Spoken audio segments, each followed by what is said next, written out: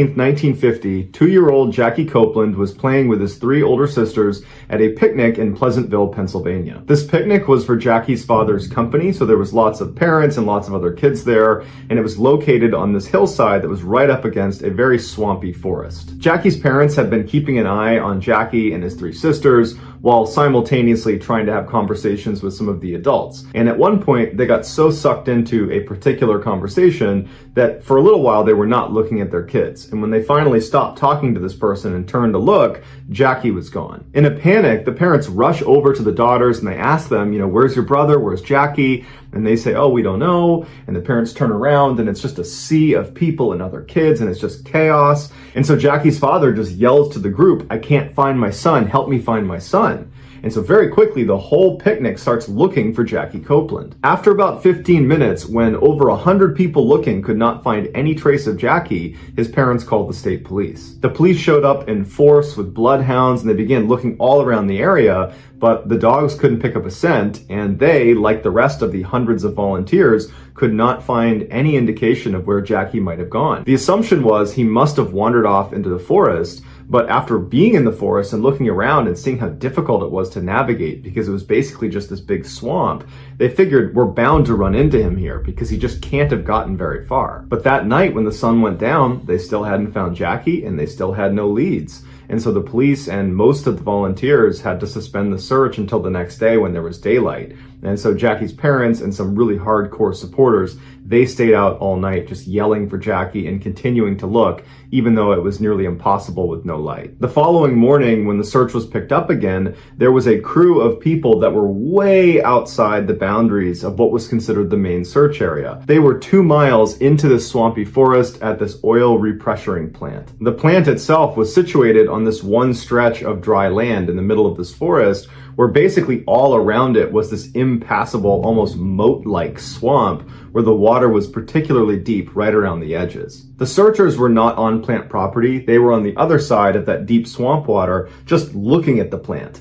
And one of the searchers happened to notice a child was poking their head around the back of a tree that was right next to the plant. It was like the child was peering at the searchers before tucking itself back behind the tree. The searchers couldn't believe it and they rushed over to the plant, and sure enough, it was Jackie Copeland. Jackie was sent to a hospital and a doctor examined him and said he just had a couple of scratches on him, but other than that, he was in great health. A local newspaper called the Logansport Press followed up with the Copeland family after they were reunited with their son, and they wanted to know what everybody else wanted to know. How did your son get through 2 miles of impassable swampland onto this plant that even adults have difficulty getting to? In the article, the parents said after they got their son back from the hospital and they got him home and, fed and cleaned up, they asked him, what happened? How did you get where you got? And they would say, although he's 2 years old and he spoke in, child speak, kind of like child gibberish, his story was very consistent every time they asked him, and they asked him repeatedly. And so his story was, they were at the picnic and he was looking into the forest and he saw someone peering from behind a tree at him. And Jackie felt like this person or this creature wanted him to come into the forest. And so he got up and he walked to the forest. And as he got closer to this creature or person behind the tree, they scampered farther into the forest. And so Jackie pursued them. And so as Jackie continued to walk towards this person or creature who kept vanishing farther and farther into the woods, he said he reached an area that he called the Awful Dark. And when he was in the Awful Dark, he said there were all these wild animals around him that he couldn't see that were howling and barking at him, but they wouldn't get closer to him because he was with a giant. And this giant led him through the forest and led him to this plant. While it's easy to discount this story because it's being told by a 2-year-old who does not understand everything they just went through, what's not easy to discount is how Jackie wound up 2 miles away on this plant, which meant he would have crossed a 2-mile stretch of impassable swamp. That's what the police were saying. That's what the searchers were saying. It's not possible for a 2-year-old to cover this distance. So the only rational explanation is Jackie had help getting to this plant. And it's also interesting to consider the fact that when Jackie was found by the searcher at the plant, he described Jackie as peering from behind a tree, like he was kind of hiding from the searcher.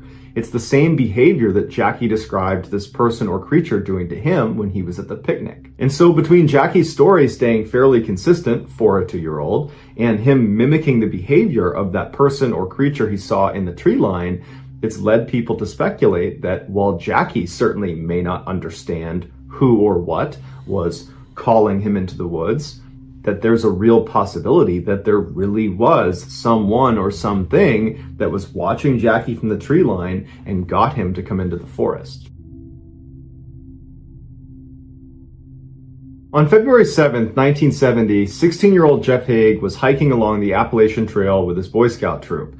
Jeff had been a Boy Scout for 3 years, and he had been on similar hikes in the past, and so he was very comfortable with hiking, with camping, and being outdoors. The hike they had planned was only about 2 miles long, and it was a beginner trail that was very well marked, and it was broad daylight, so it was a very easy hike to make. About 3/4 of the way through their hike, the Scoutmaster had the group stop and sit down and take a break, and Jeff wound up being the last one to kind of make it into this rest stop. He had kind of fallen behind the group. He looked tired and ragged, and the Scoutmaster asked him, are you okay? Do you need food? Do you need water? And Jeff would say he's just fine, he's just a little bit tired. And so after a few minutes, when the group was getting ready to stand back up again and start hiking again, one of the senior scouts was not done eating, and so they asked the Scoutmaster if they could be the last to leave the site and meet up with them farther down the trail. Scoutmaster said that was fine, we're pretty close to the end of the hike anyways, and so we'll see you in a few minutes.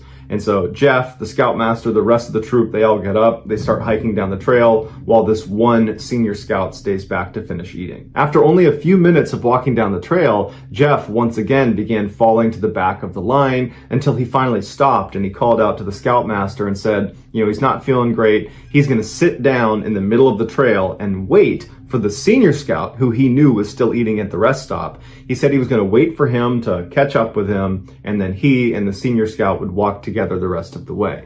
Now, at this point, the Scoutmaster's thinking they're only about, 5-10 minutes from the end of the hike, and so he didn't want him to sit there, but he figured, okay, he's tired.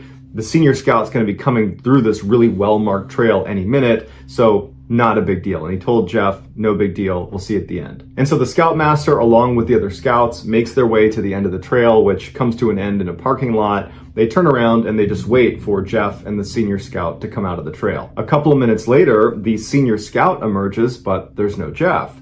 And so the Scoutmaster goes over to him and he says, where's Jeff?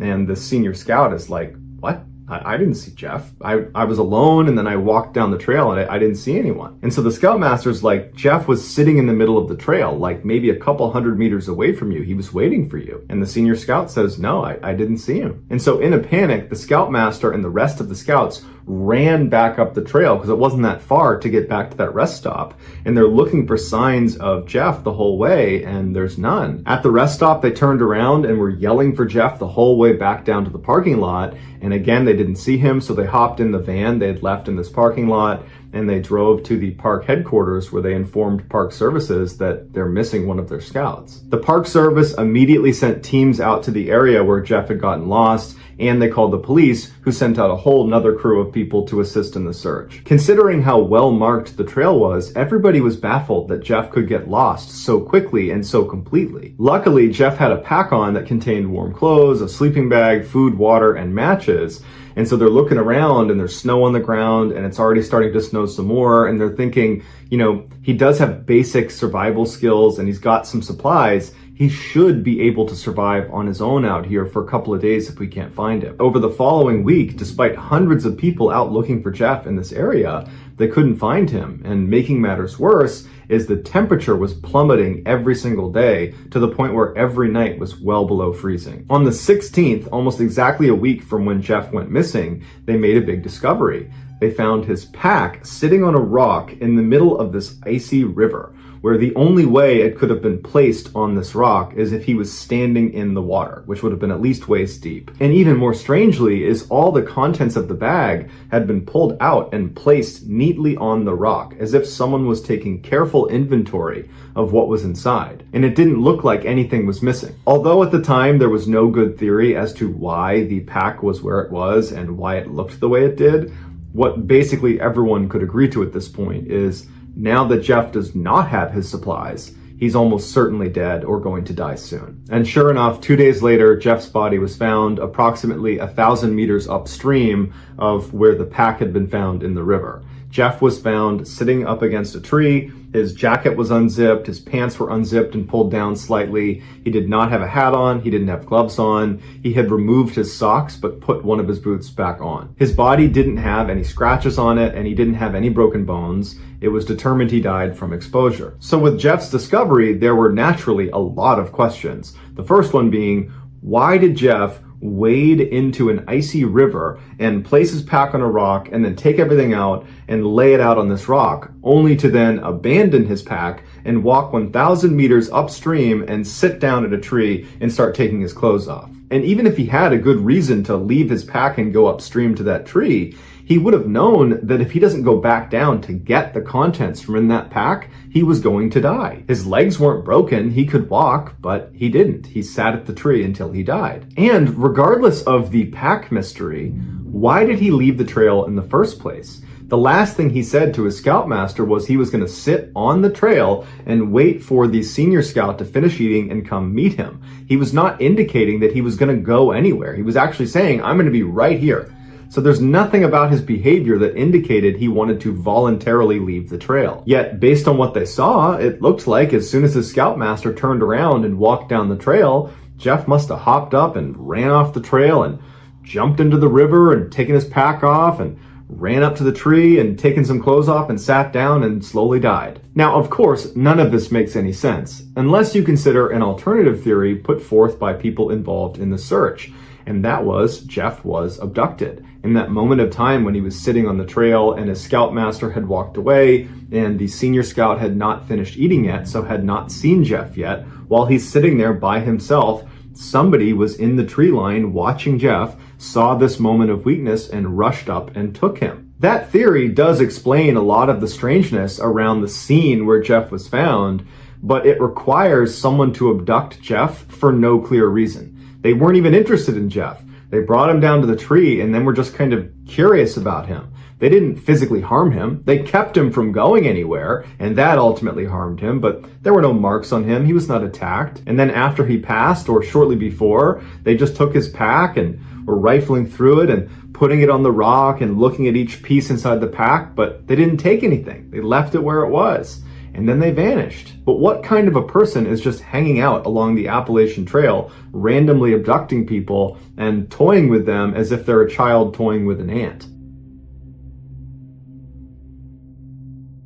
In 2006, 38-year-old Corey Kelly contacted his good friend Jim Naprud to see if he wanted to go grouse hunting with him. Grouse are a type of game bird. Jim agreed, and the pair decided to meet at the Red Lake State Wildlife Management Area in Foretown, Minnesota, which was not far from where either of them lived. So the two men, along with Jim's dog named Sammy, arrive at the campsite on October 16th. They get out, they start setting up the campsite, putting the tent up, getting all their food laid out, and that's when Jim realizes they did not bring gasoline. So he says to Corey he's going to go into town and get some gasoline. Corey said he would stay back and continue setting up the campsite, maybe go out and get some firewood, and he would look after Sammy while Jim was gone. When Jim pulled away from the campsite, he turned and saw Corey carrying a shotgun with Sammy by his side walking into the woods. And so Jim assumed he must be heading into the woods to go grouse hunting. An hour and a half later, when Jim came back to the campsite, Corey and Sammy were gone. Now at first, Jim wasn't concerned at all. He figured Corey was still out grouse hunting and that he and Sammy would be back any minute.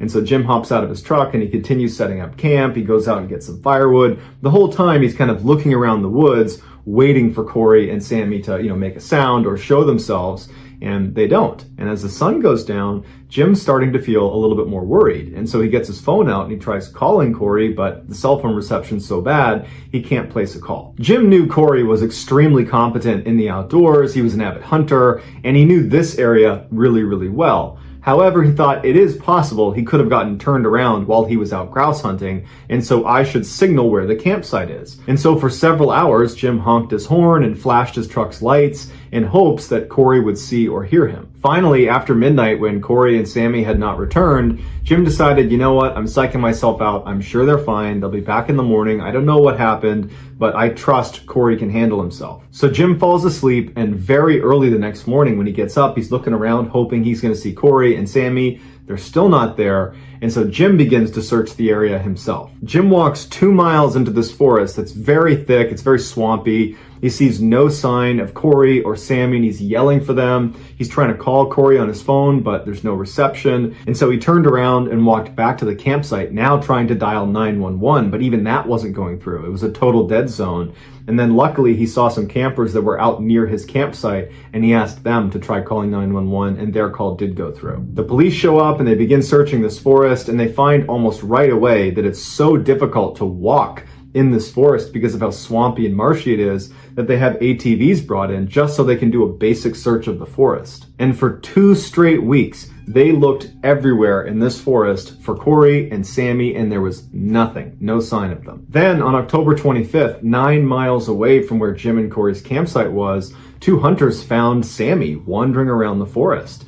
And she was hungry and dehydrated, but overall she was in good health. And so they tried to get her to track to wherever Corey was, but she wasn't doing it. At this point, the focus of the search was shifted to where Sammy was found, and they began searching that area, and 3 days later, they found Corey's cigarettes and his lighter. The following day, they found Corey's overalls, socks, and sweatshirts, now 14 miles from where Jim and Corey's campsite was. But even after finding all these things that belonged to Corey in a relatively small area, they looked and they couldn't find Corey. And then the weather started to get really bad, and it started to snow in the area, and they had to postpone the search. The search was started up again in mid-November, and they brought out all these scent-sniffing dogs, and they searched that area near where all his things were found for 13 more days.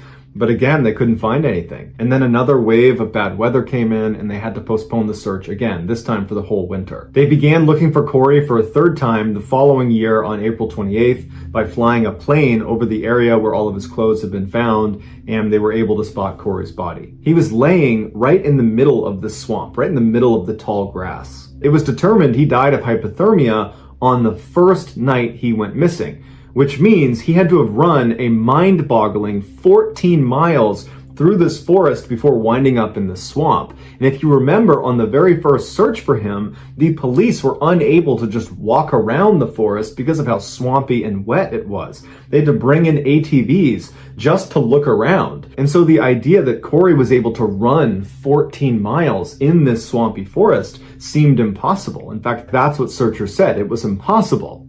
Unless you were being pursued. If you think your life is in danger, you will do things that you cannot do unless your life is in danger. Adrenaline makes it that way. Lending credit to the idea he might have been pursued by someone or something is where he was found. He was found in the middle of the swamp, in the tall grass. There was a hard, packed path about 15 feet away from where he was found that he could have very easily gotten to.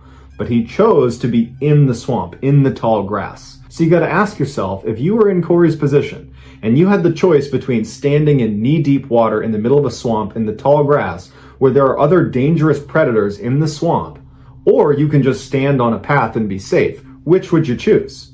Well, obviously you'd choose the path under normal conditions, but if you were trying to hide from someone, you might choose the tall grass. The last time Jim saw Corey, he was walking into the woods with Sammy carrying his shotgun. But when they found Corey in the marsh, there was no gun, and in fact that gun was never recovered, but they did find an expended shotgun shell casing basically along the path they think Corey took to get to the marsh. He did have his cell phone on him, but from what I read, it looked like either he didn't use it or he just never had any service. Corey's death was ruled an accident, even though many people believe it's far more likely he was being pursued by someone or something, because it's just not normal human behavior to, in the middle of the night, get up and run 14 miles through a swamp. So that's gonna do it, guys. If you found the secret in today's video, let us know in the comments what it is and where you found it, so give us the timestamp. And if you're the first to do that, we'll pin you at the top of the comments section. In the evening hours of January 12th, 2016, 18-year-old Dylan Parker was attending a party in his hometown of Osborne, Idaho. Towards the end of the night, Dylan decided he wanted to leave the party, but it was snowing and cold outside, so he called his mom and he asked her if she would come pick him up at the gas station just down the road from the house he was at. His mother would say it was obvious Dylan had been drinking because he was slurring his words, but at the time, even though she was upset about it because he was underage, she thought, you know what, it's cold, it's snowing, I just want to get my kid home safe and we'll deal with this tomorrow. So she agreed to pick him up. She hopped in the car and began driving to this gas station, and as she's driving, she gets another call from her son. This time, he sounds totally panicked and scared, and he's asking his mom, where are you? Where are you, Mom? And she's telling him, I'm going to be there in a minute. I'm just down the road. Calm down. I'll be there in a minute. And then he hung up. When she got to the gas station, he wasn't there. When she tried calling him back, his phone was off. She got out of the car and went into the gas station and asked if they'd seen her son, and they said they hadn't. She got back in the car and she drove around for about 30 minutes yelling for her son, but there was no sign of him. She still couldn't get in touch with him. His phone was still off, and she just had this bad feeling that something had happened to him, so she called the police. The police conducted a thorough search that started with the house Dylan had been at for this party. They interviewed the people who were there, and everybody said Dylan seemed fine, and he just left. He said he was getting picked up by his mom. But as they looked around town, they just could not find any sign of him. 10 days later, Dylan's body was found in an area nobody was searching. In fact, he was found by accident by two people that crashed their ATVs in the middle of the night and then went back in the daytime the next day to retrieve their ATVs, and that's when they found Dylan's body. He was located outside of town, high up a hill in a dense forest, which in order to get there, he would have had to walk the opposite direction of the gas station. Now, toxicology reports showed Dylan had been under the influence of alcohol, but this was his hometown. He certainly knew where the gas station was, and he would have known he was walking in the complete wrong direction, especially when you consider walking towards the gas station was like walking towards the center of town. There was lots of lights, lots of indication you're going in the right direction. To walk in the other direction towards that hill where he was found would have been like walking towards darkness, where there's no lights, there's no sign of town. It's obviously the wrong direction. But the case gets even stranger because on the day Dylan went missing, there was a lot of snow on the ground, which meant people would have made tracks. And from the time Dylan went missing until he was found, it didn't snow, and the temperature did not heat up enough to melt the snow. So in theory, any tracks Dylan would have made, they would still be there when he was found. But where Dylan was found, there were no tracks anywhere near him. No footprints, no tire tracks, nothing. It was as if someone had dropped him out of the sky. Another strange element of this case is Dylan was found without pants and without boots on. And so you would think for him to make it all the way up to this spot on the hillside through kind of rough, rocky, snowy terrain through a forest, that you would expect his socks to be totally ruined and his feet to potentially be cut up. But his socks were clean and his feet were uninjured. This led investigators to believe Dylan must have somehow made his way to that spot on the hillside in that forest without leaving any tracks, and then once he was there, he removed his pants and his boots. Except dozens of police officers and sniffer dogs were never able to find those pants and boots, despite the fact they should, in theory, be in that immediate area where he took them off. While he determined Dylan's cause of death to be hypothermia, the deputy coroner, David Roos, was convinced there was something off about this case. After local authorities came out and said Dylan's death was an accident, David became very vocal in the media saying he disagreed, and he thought Dylan had been attacked. But the county never reinvestigated Dylan's case, and in fact, they went on to fire David Roos, the coroner, saying he was no longer qualified to do the job. David says they fired him to keep him quiet. As a result, we may never know the truth about what happened to Dylan. Dustin Self was born and raised in Piedmont, Oklahoma, which is a small community just northwest of Oklahoma City. Growing up, Dustin had always been kind of a mediocre performer with so-so grades, didn't take things too seriously, but in his senior year, he discovered weightlifting, and it seemed to give his life a much-needed sense of purpose, and it really kind of helped him organize all aspects of his life. So by the time he was graduating, he was not only in great physical shape, he had also managed to raise all of his grades up significantly, and he seemed to be on a path to success. But interestingly, after high school, he didn't pursue higher education, he didn't go get a job, he didn't try to spend more time with friends and family. Instead, he decided he wanted to go live in the wild. His family believed this was due to his obsession with the Hollywood film Into the Wild, which is about the true story of Christopher McCandless, who gives up a promising career to go live off in the wilds of Alaska. Christopher would ultimately die in the wilds of Alaska after eating a poisonous plant, or some say he died from starvation. So about about a year after Dustin's high school graduation, he was 19 years old, it was March of 2013, and he finally felt like he was ready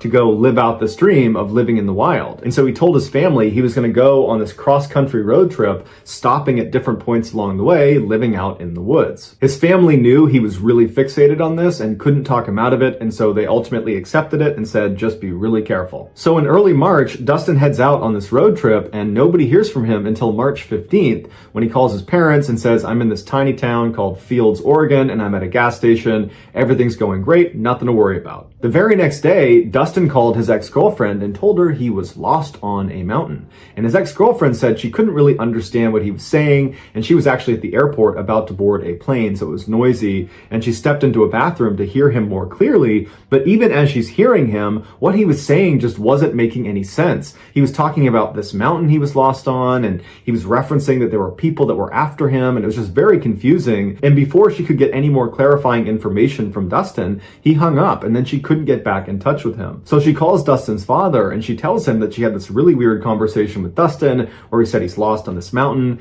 and even though I didn't really understand what he was telling me, he sounded really, really scared. Dustin's father thanked her and then spent the rest of the day trying to get in touch with his son, but every time he called, it just went straight to voicemail. The next day, when he still hadn't heard from his son, he called the police. The police did not have a great idea of where to start looking for him because Dustin did not specify to his ex-girlfriend what mountain he was actually lost on. All they had was his last known location, which was that gas station in Fields, Oregon. So they went to that gas station and he wasn't there, and they asked the people that worked there if they remembered Dustin, and they didn't, and no one knew anything about him. And so after that, they just had to wait for more leads to come in because they couldn't just, search all the mountains in Oregon for Dustin. They would never find him. A month later, after no one's heard from Dustin, a ranch hand who was living in a very rural section of Oregon, not far from the gas station in Fields, Oregon, discovered Dustin's truck parked precariously on the edge of this road inside of a canyon. It was abandoned, but inside were Dustin's GPS, some food, and some energy drinks. His backpack that contained his sleeping bag and his tent were missing. There was a comprehensive search done around where the truck had been found, but after a couple of days, nothing had been found and the search was terminated. The area around where Dustin's truck was found was very hilly and rocky, but there weren't that many trees, which meant if you were standing on one of the different mountains in the area, you'd be able to very easily look out and actually see a road. And so the searchers were thinking to themselves, how could this guy have gotten lost on any of these mountains? Because all he'd have to do is look over there and there's a road, and therefore there's help. 6 months later, a hunter was up in those mountains near where Dustin's truck was found, and he was actually moving through one of these small sections of aspen trees. And as he was walking through, he thought he saw a deer, and he was kind of stalking through these trees, and he gets to an opening where he looks down and he stops, because underneath the bush is an obviously dead man not wearing any clothes, who's on his hands and knees, and it looks like his head is stuck in the ground.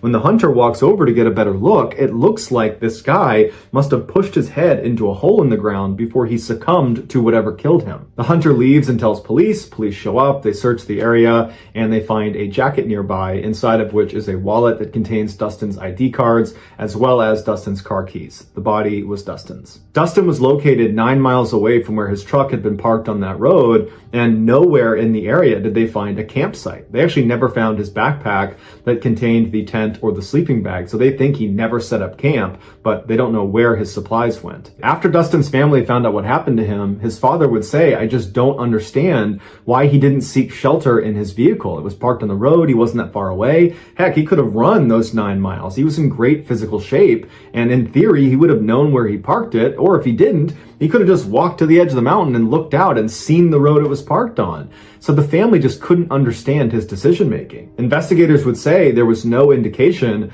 Dustin was trying to hurt himself, and foul play was ruled out. So what was it that caused Dustin to abandon his car and walk 9 miles uphill and ditch his clothes and ditch his backpack that contained his tent and his sleeping bag, and then stick his head in a hole until he died? The only thing that could be determined was that Dustin probably died of hypothermia, but because of the state his body was in from decomposition, the coroner said we don't know for sure. So like all the other missing 411 cases, we're left with lots of questions and not a lot of answers. In 2010, Jan Maccabee was living with her husband Bruce in a town called Lima, Ohio, which is approximately 80 miles southwest of Lake Erie. While Jan had built a successful career as a booking agent for musicians, bands, and entertainers, Her real passion was deer hunting. So on September 29th of that year, right after deer hunting season had opened in Ohio, Jan decided to go out on a hunt. That morning had been cold and damp and gray, but by that afternoon, when Jan was getting ready to go, the temperatures had risen and the sun had come out. Jan's preferred method of hunting was to sit and watch from a tree stand, which is a ladder that you put in the woods that sits about 15 feet high. She would sit up there with her bow and arrow and wait to take a shot when a deer came by. Around 5 p.m. that day, she told Bruce she was leaving, and she made it to her tree stand by about 5:30. The forest she was going to be hunting in was one she was very familiar with, and it was not very remote. There were a couple houses just outside the woods, there were some agricultural areas, and her nephew actually went to high school just a mile north of these woods. But from the tree stand where she was sitting, all she could see around her was trees. Shortly after Jan sat down, she started texting with one of her friends on her BlackBerry, and periodically she'd poke her head up and look for deer. There weren't any, and then she'd go back to texting. The whole time this is happening, Jan can hear birds and crickets and squirrels and all the sounds of the forest all around her. A little after 6 p.m., her texting conversation with her friend reached a natural conclusion, and so she went back to just kind of sitting in the tree stand looking around. By about 6:20 p.m., she still hadn't seen any deer, and she was starting to get bored, so she decided she would take a selfie. She picked up her BlackBerry, she took the selfie, and as soon as she was done, she became aware that the forest had suddenly gone completely quiet. No more squirrels, no more birds, no more crickets, just complete silence. And she knew as a hunter, the only time this happened was when a large predator was in the area and all the other animals went quiet. But Jan would later say there was just something different about this silence. It was so sudden and so complete that it scared her. And she wound up sending another text message to that friend she'd been texting earlier that said, "The woods just went completely silent. Very odd." As soon as Jan hit send on that text message and lowered her phone, she immediately became aware of something about 20 feet away in the tree that was right across from her. And she said it was the most unusual and terrifying thing she had ever seen. Moving left to right through the branches was this thing that she described as like a visual distortion. She said it was like looking across pavement on a really hot day and seeing that mirage, except this one looked like it was alive, like it had mass, like it was a see-through person that had been wrapped in saran wrap. And so Jan thinks it's a floater in her eyes, and so she rubs her eyes, and when she looks up, this thing has now moved down a branch closer to her and has stopped, like it's perched on the branch, staring at her, and Jan's horrified, but she knows she wants to document it, so she grabs her phone and she raises it up and she takes a picture on her BlackBerry right as this thing kind of disappears behind the tree and vanishes. Just seconds after this thing disappeared, all the sounds in the forest came back. The birds, the squirrels, the crickets, it was all back to normal, but Jan was really shaken up because she just could not make sense of what she just saw. So she just continued to stare in the general direction of where this thing was for several minutes until finally she felt like it was safe again, at which point she brought her phone up to look at the picture she had taken. When she looked at it, it looked like a blurry mess. And so she thought, oh, I blew it, I put my hand over it, or my hair got in the way of it, or something. But at the same time, she's thinking to herself, but my hair didn't get in the way of it, and I very clearly held it out in front of me and know that I was looking at my phone when I took it, and I had a clear shot of this thing, so I don't really understand how this photo got so messed up. But after looking at the picture for a little while, she started to kind of laugh at herself, the idea that she'd just seen a saran wrap person running through the treetops. She just felt like that didn't happen. It must have been in my head, and as for this picture, I probably just blocked the lens, and that's it. That night, when Jan got back to her house, she did not tell her husband Bruce about what happened to her in the tree stand because, again, she's telling herself it was all in her head. They have dinner, they clean up, they sit down in the living room, and they're both on their phones, and they're just kind of scrolling through the internet and their emails. And at some point, Bruce reacts to something he's reading. He makes a sound. And Jan hears him and says, oh, what are you looking at? And he said, I just got a really interesting email from our nephew, the one that goes to school down the road. He said that today they were outside for band practice, and at some point, all of them turned to look at the forest, and there was a bright circular light that was kind of hovering in the forest. And I guess they all stared at it for about 5 or 10 seconds. And then at some point, the light kind of went back into the forest and they didn't know what to make of it. And I guess one of his classmates said that a year before, the exact same thing happened. and it apparently scared their instructor so badly that they canceled rehearsal and went inside because of it. As Jan is listening to her husband read this email, she's sitting up and her heart is racing, and as soon as he finishes, she says, "What time did he say that happened?" Bruce picked up how intensely she was asking him, and so he looked at the email, looked back at his wife, and was like, "It was between 7:50 and 8. Why?" At this point, Jan revealed everything that had happened to her while she was hunting, seeing that visual distortion in the trees that looked like a figure of some kind, and she would tell him that the forest she was in was the same one their nephew was claiming to have seen this circular light floating inside of. She told him she tried to take a picture of the thing she saw, but the picture didn't come out. But her husband, who is an optical physicist and therefore an expert at analyzing a picture, said, "Here, let me take a look at it." As soon as he looked at the image, the first thing he asked her was, "Well, did your hair get in front of the lens?" And she said, "No, I was holding it about a foot away from my head and my hair was in a ponytail and a ball cap, so that can't be my hair." And so he looked at it again and he asked her, "Well, did you put your finger over the lens maybe?" And she said, "Yeah, I might have. I don't think I did, but it's certainly possible." And so, not really thinking much of this picture, he decides before giving the phone back to just check the resolution of the image, because whenever he would examine a picture, that was something he would do, and he discovered an anomaly. It turns out Jan's BlackBerry was only capable of taking pictures in 3 distinct resolutions. Basically, the size of the image could only come in small, medium, or large. And this picture she had taken of this thing she saw in the trees was a resolution size that was not small, medium, or large. It was some random size that the phone was actually not capable of producing. And so he asked his wife, "Did you manipulate your resolution settings?" And she said, "No, I don't even know how to do that." So Bruce looked at the other couple of pictures she had taken that day, and all of those fell into the small, medium, or large resolution size. It was just this one picture that was a total anomaly. And so Bruce was suddenly really intrigued by this image and by his wife's story, and so he continued to study the image, and he kept asking his wife questions about, how she was positioned in the tree stand, and where the sun was, and how far away this thing was, and everything about the whole layout. And eventually, Bruce started conducting experiments to see if he could duplicate this image his wife had created, and he got pretty scientific about it, and he could not duplicate it. Ultimately, because Bruce trusts his wife did not alter the photo in any way, and he trusts his wife as being truthful about what she experienced in the tree stand, what she saw, and based on his years of being an optical physicist, Bruce believes whatever was in the trees distorted this image. That even if she had put her finger over the lens, which he doesn't think she did, and she doesn't think she did, the picture resolution was altered in such a way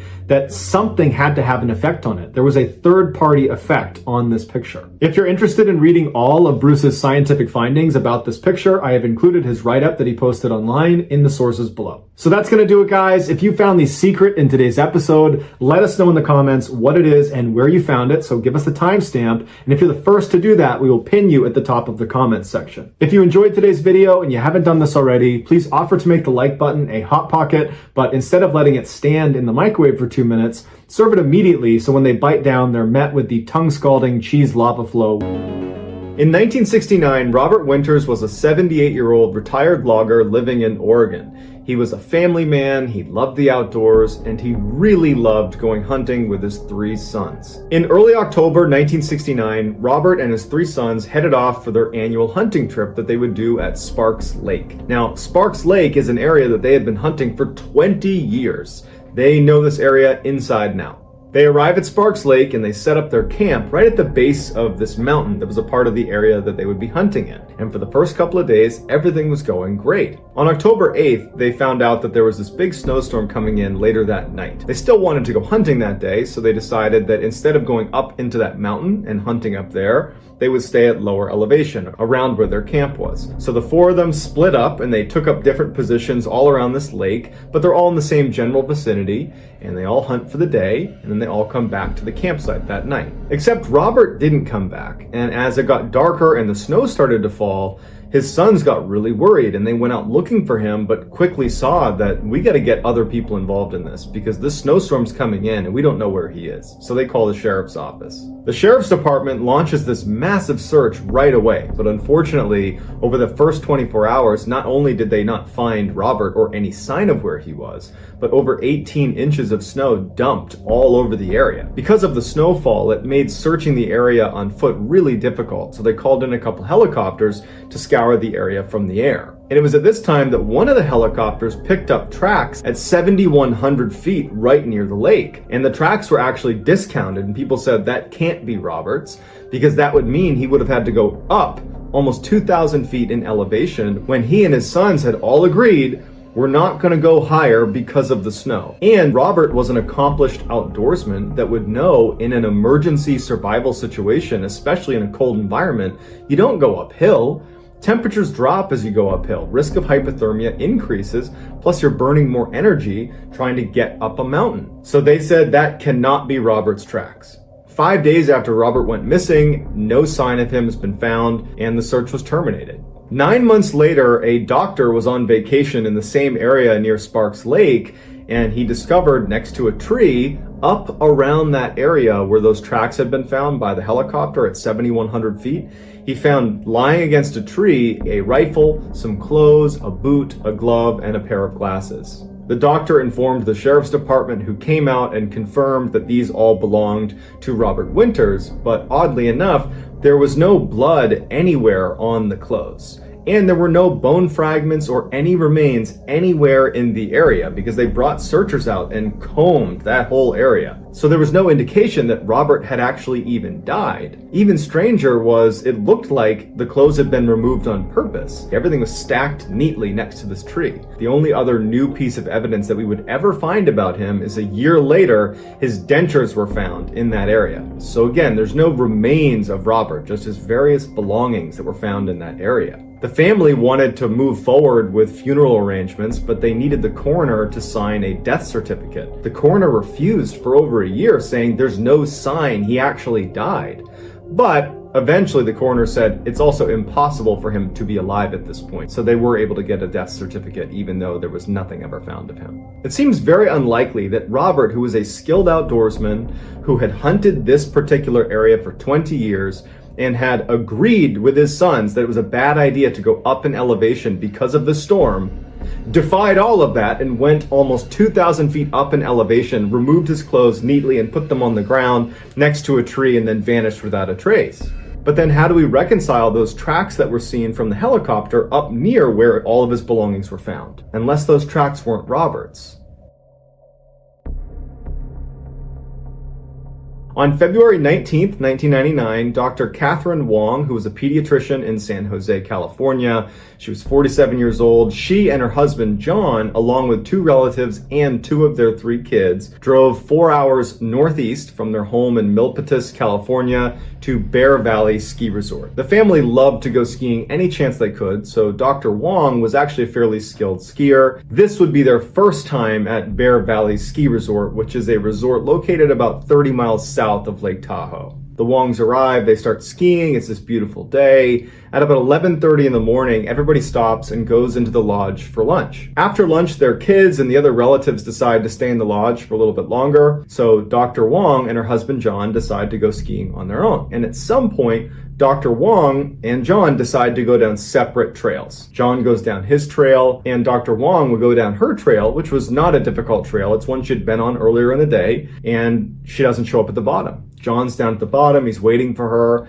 After a little bit of time, he starts to think, okay, maybe she got hurt, maybe she fell down, I'm not sure.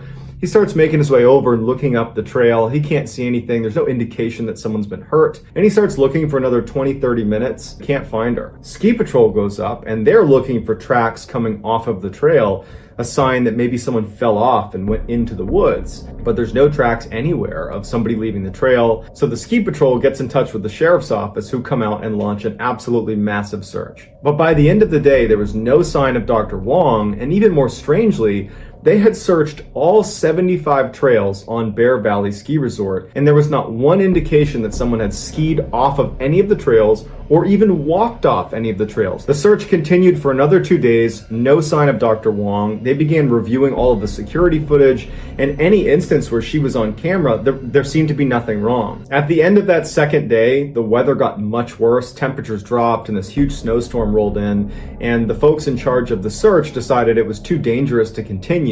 Plus, at this point, they believed that it was impossible for Dr. Wong to even still be alive. At this point, they told the family that they are considering Dr. Wong deceased, and they terminated the search. It was around this time that newspapers and people in the area began to speculate that this was not an accident, that either Dr. Wong willingly decided to vanish or foul play was involved. There was no proof of either one, but it just seemed so bizarre that there was this massive search and there was just no sign of her anywhere, no tracks, no anything. It just felt like something's amiss here, we just don't know what it is. Her husband John ended up taking a lie detector test, which he passed, and investigators began digging into their marriage a bit to see if there was some underlying problems, and it looked for all the world like it was 20 years of a very stable, healthy, happy relationship.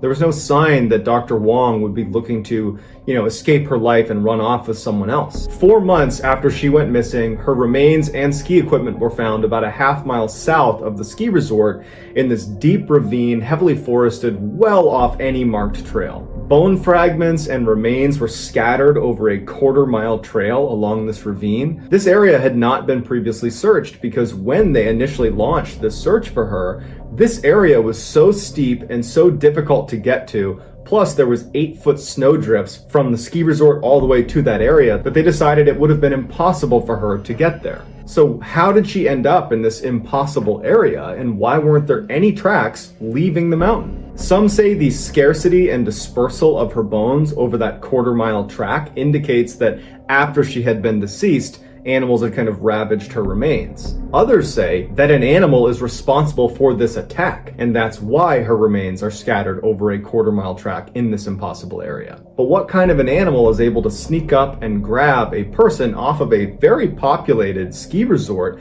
and drag them this half-mile away without leaving any tracks or raising any suspicion? In 1991, Corey Fay was a 17-year-old high school student in Beaverton, Oregon. On November 23, 1991, Corey and 2 of his friends decided to go elk hunting. Corey was not an avid hunter, but he went hunting enough that he was competent, and he had taken survival training and was always very well equipped anytime he went out on a hunt. So the 3 of them load up in a truck, they make their way out to this hunting site, and when they get there, they decide to split up and meet back up at the truck at 6:30 that night. That night at 6:30, the other 2 hunters came back to the truck, but not Corey. He was nowhere to be found. The other 2 hunters briefly went out looking for Corey, and they couldn't find him, so they called the sheriff's department, who comes out and they launch this absolutely epic search. They had helicopters, they had horse teams, they had 250 ground searchers, they had 7 of the world's best scent sniffing dogs in the whole world are a part of this search. In over 10 days, that group covered 12 square miles where Corey would have been. Towards the end of this 10-day period, when this all-star search team has come up with nothing, people began to wonder if the other 2 hunters had accidentally shot and killed Corey and maybe buried him. But those search dogs never found a gravesite. The official search was called off on December 1st, but many volunteers stayed out for weeks and weeks, combing the area, going well beyond the bounds of that initial 12-mile area they searched, and nothing was ever found. The sheriff's department that was in charge of this search was so perplexed by the fact that this amazing team of searchers couldn't find anything that they ended up contacting the FBI, which indicates they were suspecting foul play, because that's the only reason the FBI would get involved. But almost nothing happened in Corey's case for nearly a year. In September of 1992, 2 hunters were hunting about 10 miles away from where Corey had gone missing, and they discover a rifle, a backpack, and a jacket. They don't know whose it is, so they turn it over to the sheriff's department. The sheriff's department comes out, and they're able to confirm that they all belonged to Corey Fay. A new search was ordered right around that area where his belongings were found,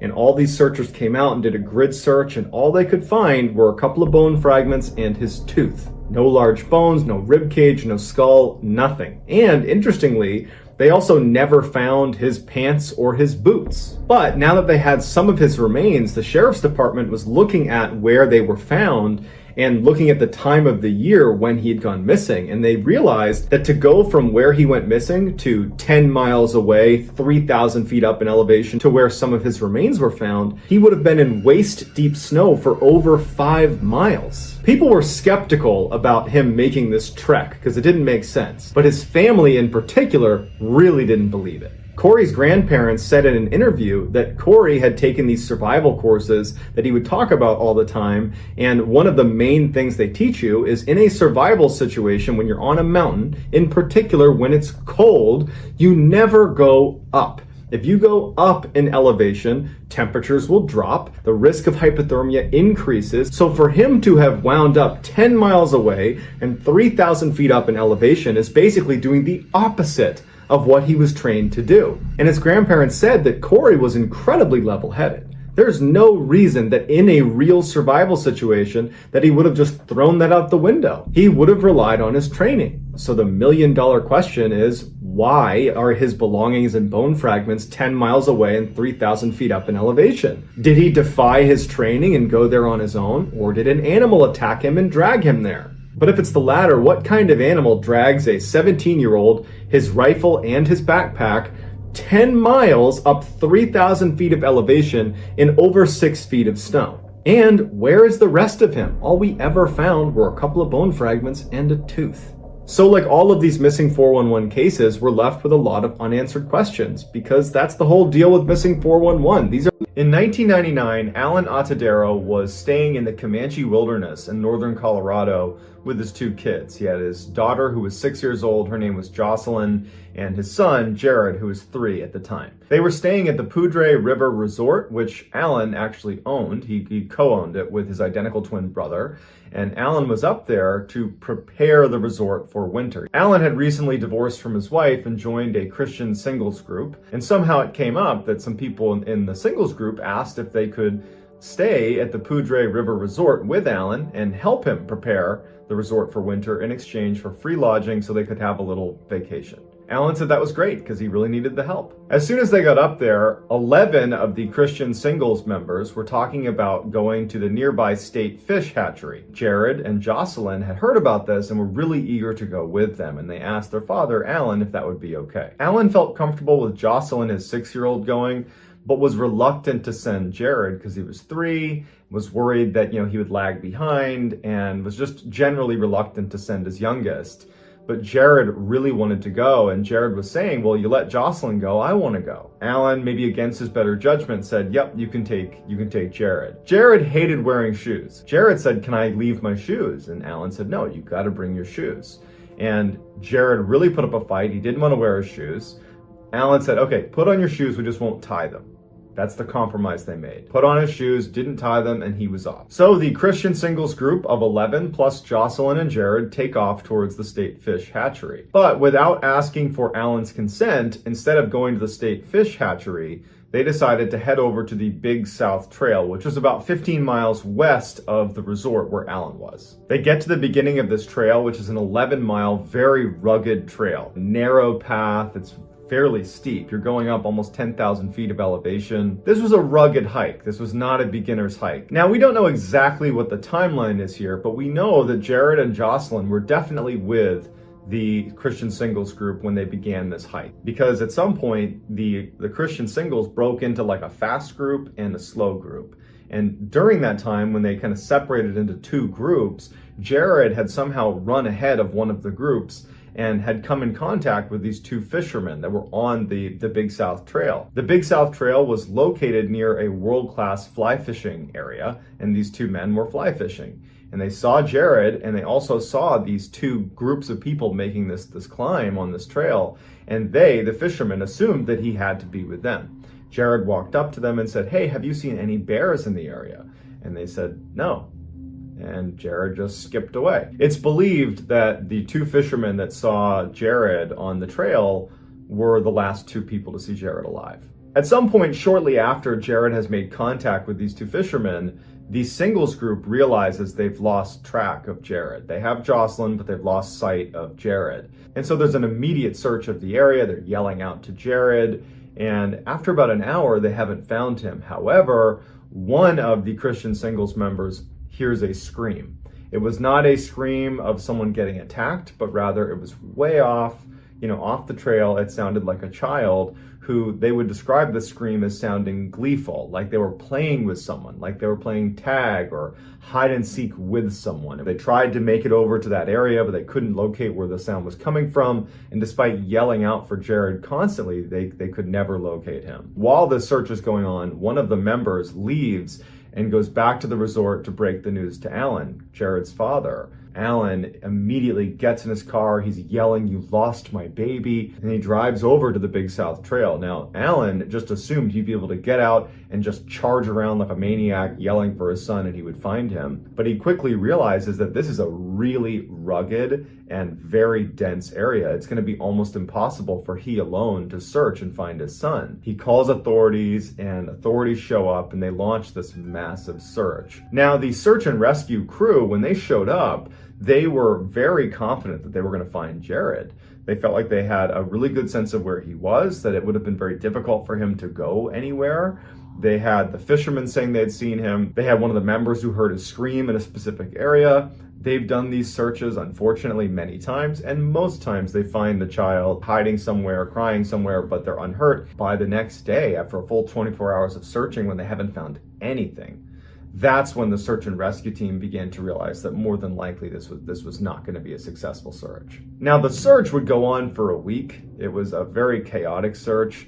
The case had made national headlines, and so people were converging on this area in Colorado just to kind of be a witness to this case. You had volunteers showing up left and right to help search, and police had to actually keep them from going into the area because they didn't want to clutter up the search area.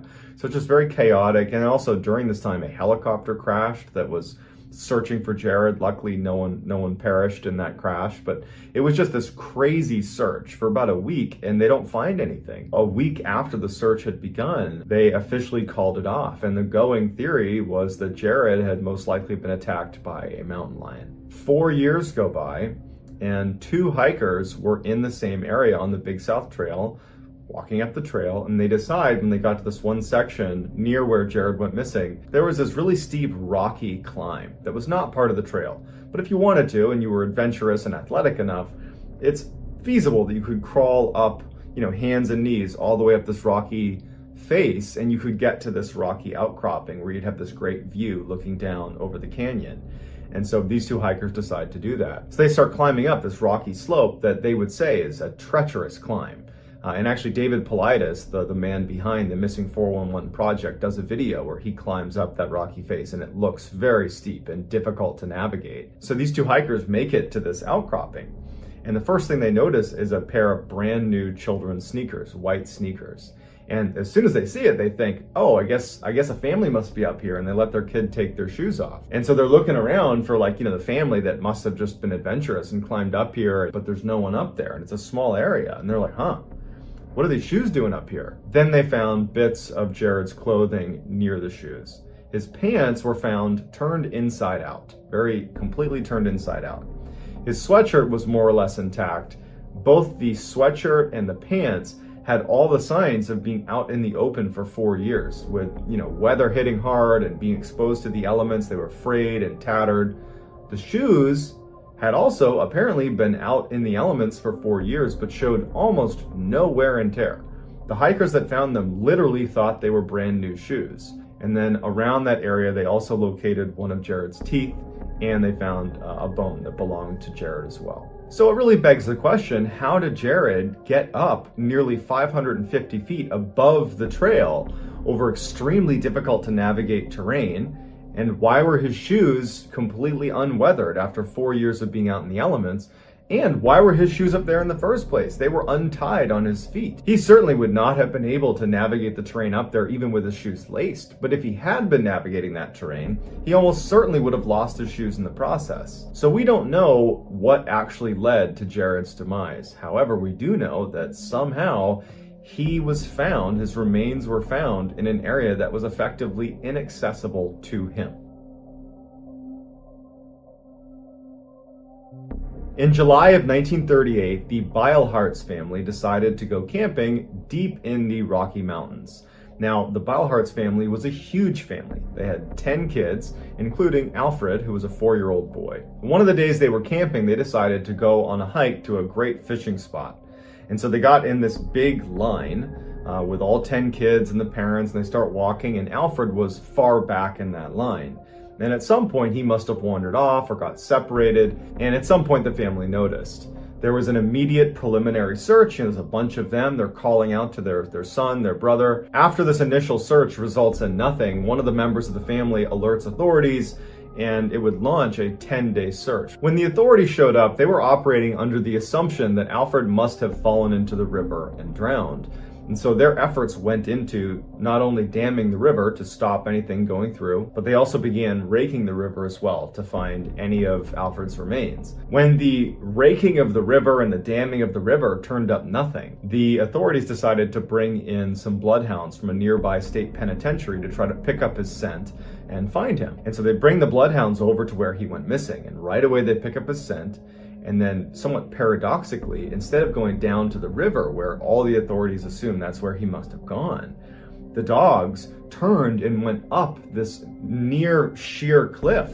They went over 500 feet uphill to this clearing on the mountain, this little plateau on the mountain, and then they just laid down as if they had found him. The authorities assumed this was an anomaly. There's no way this child could have gotten up nearly 500 feet to that plateau, not to mention there was no sign of the child up there anyways. So they just assumed that the dogs must be wrong. So they sent those dogs back and got new bloodhounds to do the same test. And so they brought the new bloodhounds to the point where Alfred had vanished, and they did the same thing. They didn't go down to the river. They followed the exact same trail all the way up, nearly 500 feet up to that plateau where they laid down to signify this is where the scent ends. And it was baffling because there was nothing up there to indicate that he was there or ever was there. But now you have two groups of bloodhounds that did the same thing. You can't say his scent wasn't up there because the dogs found it twice. So at the same time this search is going on, a report came in from another hiker that was about 6 miles away, less than 24 hours after he had gone missing. And the report from this hiker was he was sitting down to take a rest, and he looked up towards this mountain. And about 500 feet up, he saw a little rocky outcropping, and a boy walked out to the edge and looked down at him. And the man looked up like, how did the boy get up there? And the child let out a shrill shrieking sound before something that was out of view pulled him backwards, and then he was never seen again. And so he reported it, and the authorities dismissed it, because how could a 4-year-old boy have moved 6 miles away and 500 feet up to this rocky outcropping? However, authorities did send a team to go search that area where this hiker had seen this child, and there was nothing there. So you have these two separate locations, one near where Alfred disappeared about 500 feet up on a seemingly inaccessible rocky outcropping where the bloodhounds had taken his scent to, and then it vanished. And then 6 miles away, you have another sighting of a boy that matches Alfred's description that's another 500 feet up on a rocky outcropping that's seemingly inaccessible to a child. And that's all we have. Alfred was never found.